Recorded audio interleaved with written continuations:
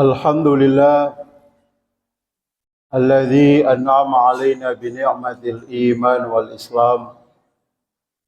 Ashhadu an la ilaha illallah wa ashhadu anna Muhammadan abduhu wa rasuluh ad-da'i ila ridwani.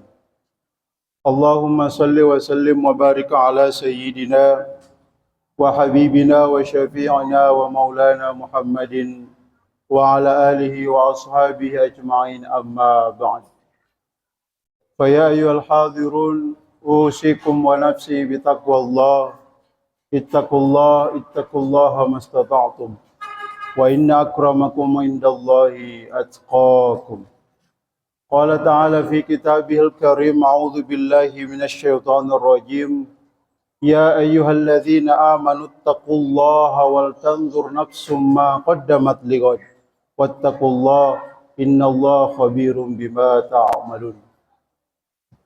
Wa fi riwayatin idza dakhala sya'ban fatahhiru anfusakum wa ahsinu niyatakum fihi. Shadaqallahul aliyul azim. Jamaah Jumat yang dimuliakan oleh Allah, pada mimbar Jumat kali ini khatib akan menyampaikan tentang bulan Sya'ban, yaitu kita on the way bulan Ramadan, menatap di bulan Sya'ban. Jamaah Jumat yang dimuliakan oleh Allah, hari ini kita masih berada di bulan Sya'ban, masuk minggu kedua.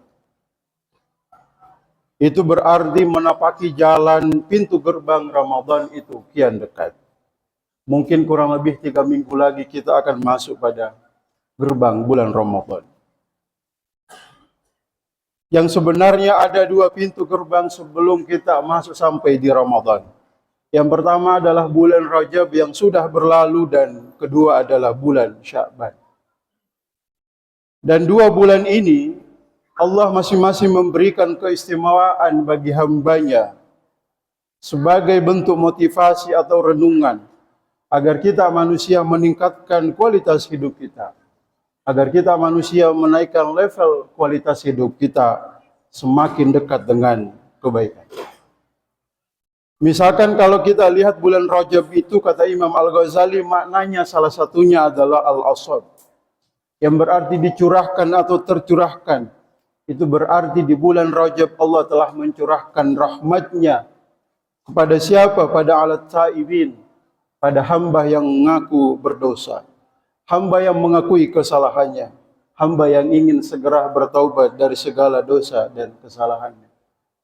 Karena bagi Allah, hadirin sekalian, lebih mulia di sisi Allah hamba yang berdosa tapi mengakui kesalahan dan menyesali dosa yang pernah dia lakukan, daripada hamba yang rajin ibadah tapi selalu merasa paling ahli ibadah dan paling mulia.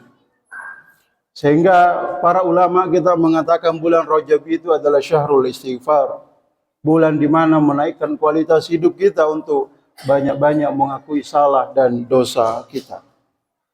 Sebab apa, hadirin? Karena waktu tak memberi kesempatan kita untuk bisa mengulang, tapi waktu memberi kesempatan kita untuk bisa mengubah diri kita. Jemaah Jumat yang dimuliakan oleh Allah, yang kedua adalah bulan Sya'ban. Bulan Sya'ban itu maknanya adalah syi'bun atau syi'abun, yang dapat kita maknai adalah jalan di atas gunung. Itu seakan-akan memberi pesan isyarat bahwa bulan Sya'ban itu adalah bulan di mana kita harus lebih mendaki kembali, menapaki jalan untuk lebih banyak berbuat baik, memperbaiki diri kita, menaikkan level diri kita, kualitas hidup kita. Ini sejalan dengan pesan Nabi Sallallahu Alaihi Wasallam, seperti riwayat yang khatib sampaikan di awal. Abu Umamah pernah katakan bahwa ketika bulan Sya'ban itu masuk, Nabi SAW berpesan 2 hal. Yang pertama adalah fatahhiru anfusakum, sucikanlah, bersihkanlah dirimu. Artinya Nabi ingin kita sebagai umatnya itu untuk lebih banyak mensucikan diri, lebih banyak mengintrospeksi diri kita, melihat ke dalam diri kita. Mungkin umur kita semakin bertambah berarti jatah hidup kita makin berkurang. Umur kita bertambah maka sangat mungkin dosa kita juga semakin bertambah. Makanya Umar bin Khattab yang sering kita dengar katakan, hasibu anfusakum. Coba sesekalilah merenung, melihat ke dalam diri kita sendiri. Qabla an tuhasabu. Sebelum kita yang akan dihisab, dimintai pertanggungjawaban oleh Allah. Barangkali perlu kita giat lagi baca Al-Quran. Walau misalkan kita hanya 10 ayat setiap hari, tapi kita konsisten. Sebelum kita yang dibacakan ayat suci oleh orang lain, karena kematian memutus jalan hidup kita.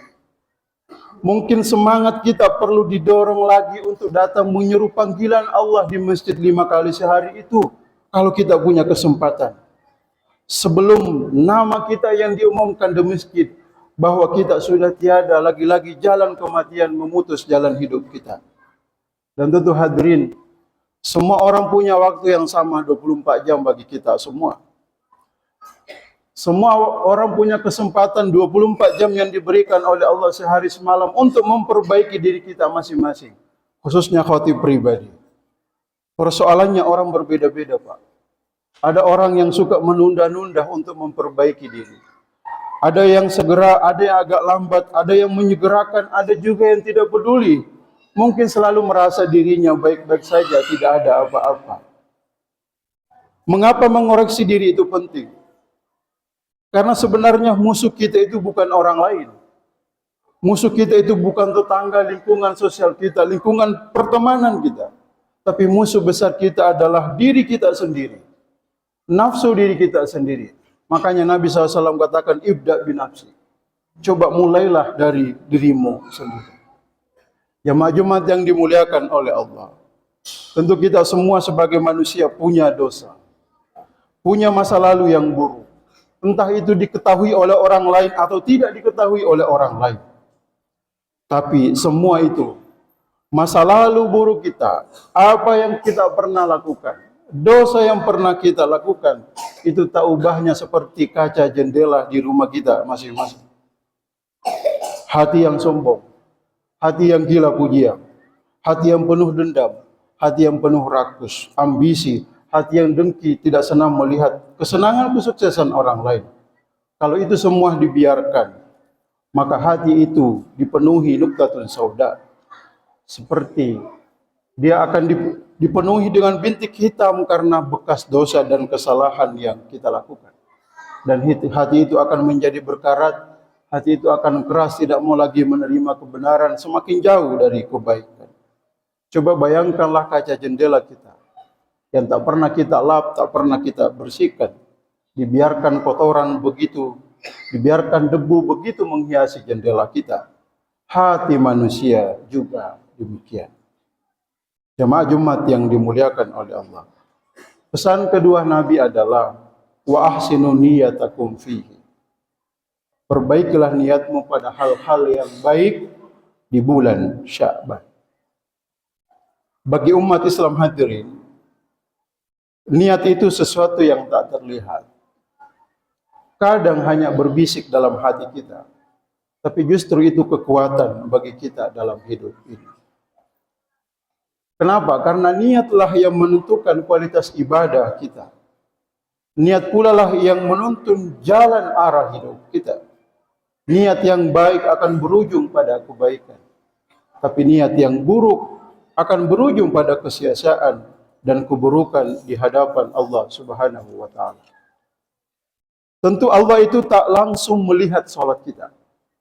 Allah itu tak langsung melihat bagaimana sujud kita. Tak melihat seberapa banyak sedekah kita.